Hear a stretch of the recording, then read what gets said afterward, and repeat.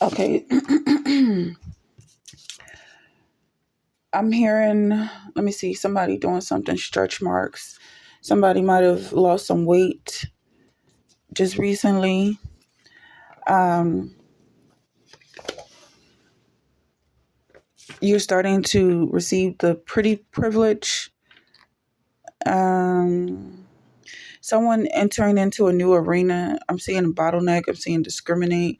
People may have been discriminating against you because of, for whatever reason. And maybe you're starting to cross into that new world of acceptance. But with these stretch marks, I'm feeling like you still have the remnants of having been someone who wasn't from around here. So whatever that is, however that fits, that's what I'm feeling like this reading is going to be about. Basically, like you'll never fit in no matter how much you're accepted. And that's a good thing because you don't want to be like these people. For real, for real. You don't want to be like anybody. You're an original. So, yeah. They're evil, wicked, and vile. It says, consider it pure joy, my brothers, whenever you face trials of many kind. So, yeah, right away before I started this reading, I'm feeling like you've been through a lot. Like that's what those stretch marks are about. You've been through a lot and clearly have the scars to show that you've been through a lot. But I'm also seeing somebody who was focused on themselves to lose all this weight. Could have been over 500 pounds. I'm talking to somebody who lost a tremendous amount of weight. And now you just have that look of a warrior, but you still have some saggy skin. You may be getting that surgically removed at some point, but nobody can take away that fighter spirit that you developed and the fact that you were being beaten up all this time. You don't have to go back and um judge anybody for it, but you've been through hell. You really been through hell because getting to that size takes a lot of sadness or whatever. You can tell.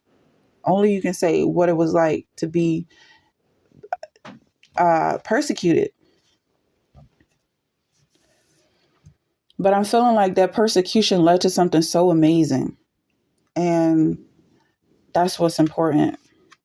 For God made him who had no sin be sin for us, so that in him we might become the righteousness of God.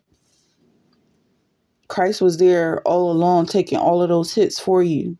I may be talking to somebody who just recently got clean. We're looking at pure, consider it pure joy. Somebody might have recently got clean.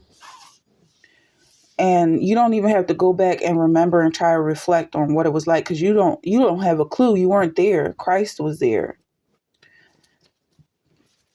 And I feel like you're going to make a full recovery.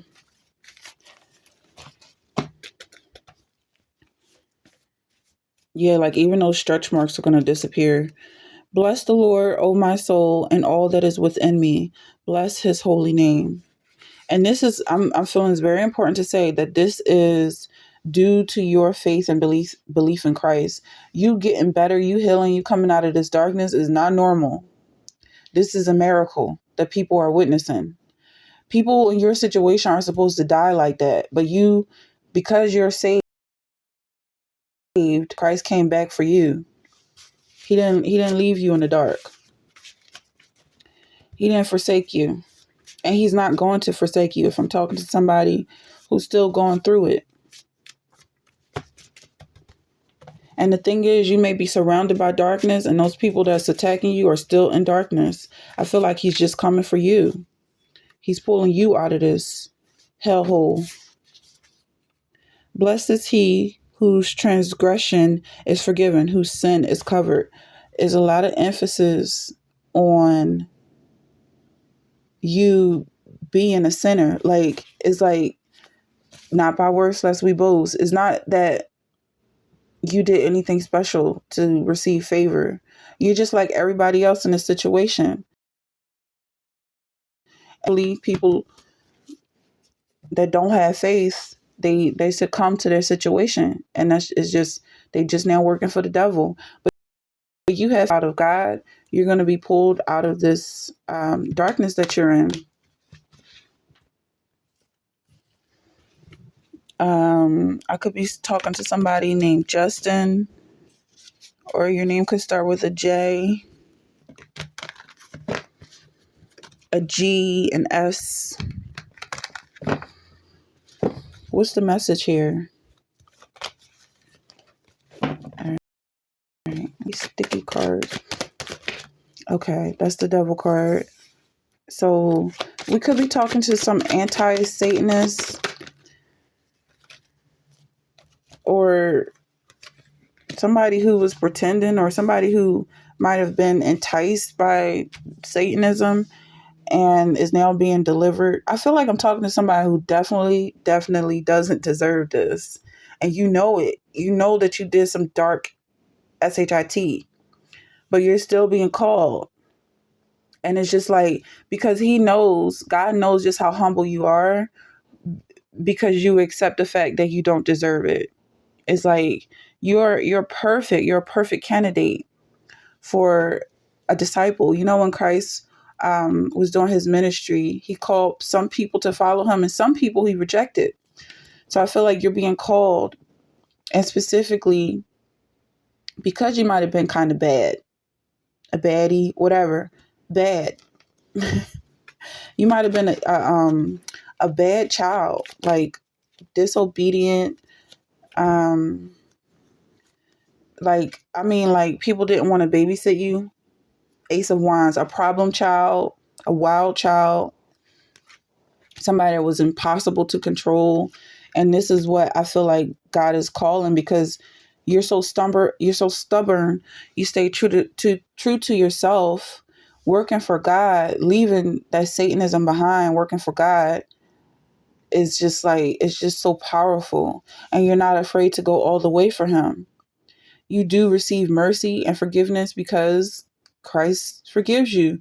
It's not like you have to go through your past, because you already know it's dark and devilish, and say, oh, well, I did this. I grew up in the church. I read the Bible 4 times front to back. You know, none of that is the case. You probably would have won torturing animals or something. And it's just like, you can try and hold that against me, but the word is real for you.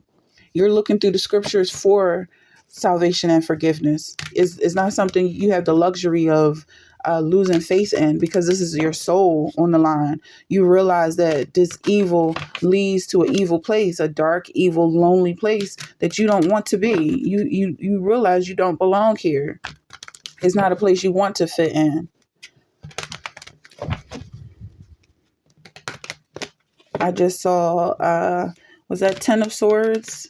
Yeah, like I feel like you're all the way at the end where you see, okay, yeah, so people do actually die and go to hell. I don't want that for myself. Like your sobriety is screaming out right now. I can't go on like this. And it's really the fact that people are just so comfortable. Like you really connected with people to realize, like, you realize this is hell, right? Like, yeah, we're burning, we're in pain, this sucks, but they're still there. They still refuse to accept Christ. These are they which were not defiled with women, for they are virgins. These are they which follow the Lamb whithersoever he goeth.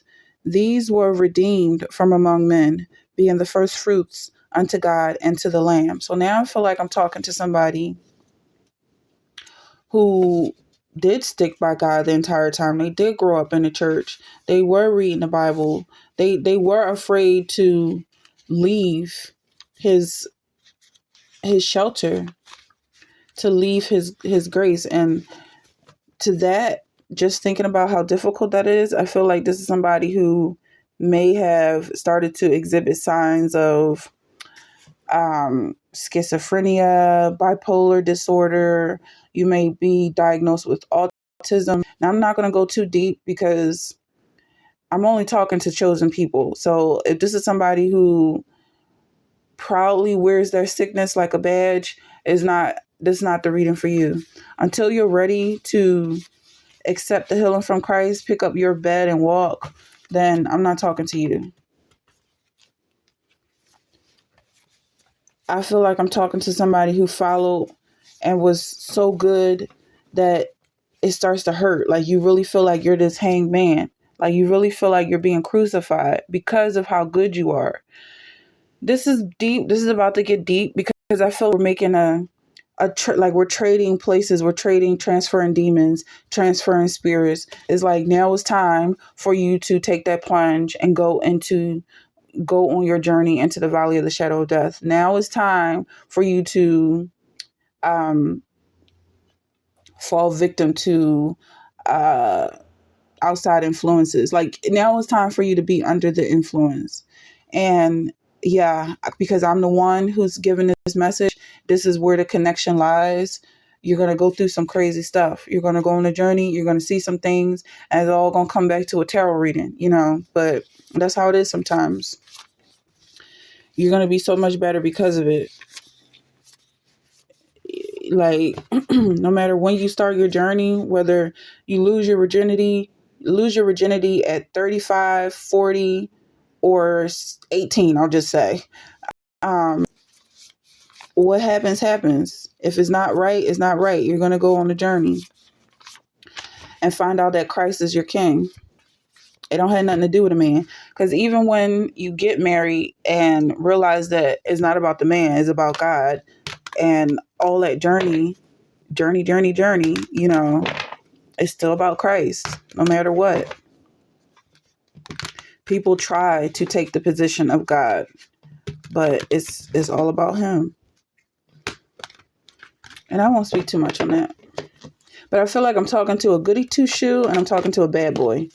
All right, so the goody two-shoe is basically about to become a bitch because she or he is going to have that added chip that I did it the right way and I'm still suffering. I could be talking to somebody who's going through a diet, who went on a diet, of maybe a really strict diet, and they did everything the right way, and now they starting to get lesions on their skin, or their hair is starting to fall out, or just, they're starting to get osteoporosis or some sort of ailment like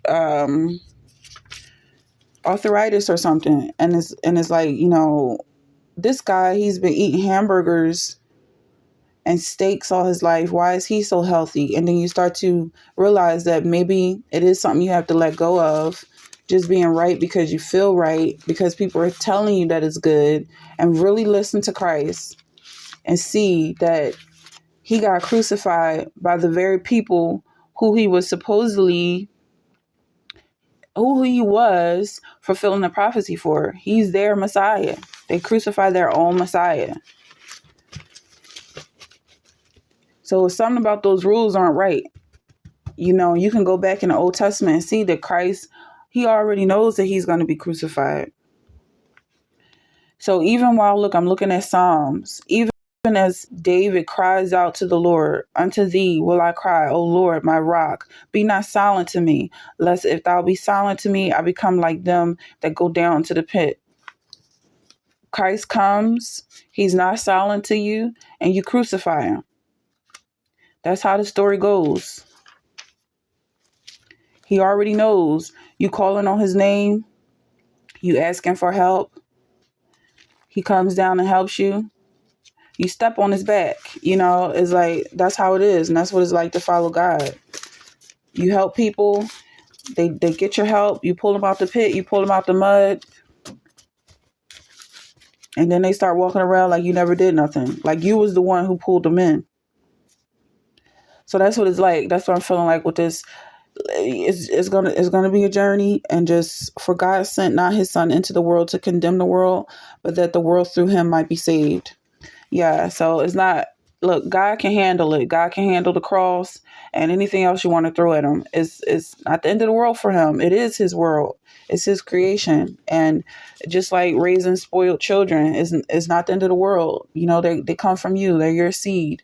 And you understand as a parent that this is just what it's like to be human. Some people never grow out of it, unfortunately. But you still love your kids. And that's how God looks at us. Like you got stuck in mud and screaming out for help, and the help will come, and then they'll just attack you for bringing them out in the woods to begin with. Why'd you ever let me get stuck in the first place? And that's just part of life. But, if you never went out and did an adventure, if you never went out and saw the world, you would be in a wheelchair right now, because that's how afraid you are to move. But when you get up and walk, move your legs, stop being afraid of somebody looking at you, somebody laughing at you, or whatever else is going on in your mind. Body live its life, breathe. Abraham said unto him, they that were Moses and the prophets, let them hear me. Yeah. I feel like we're going to close on that because the message is very important to be absorbed right now. Just take it all in. The goody two shoe, the bad boy, whatever. It's time to switch roles.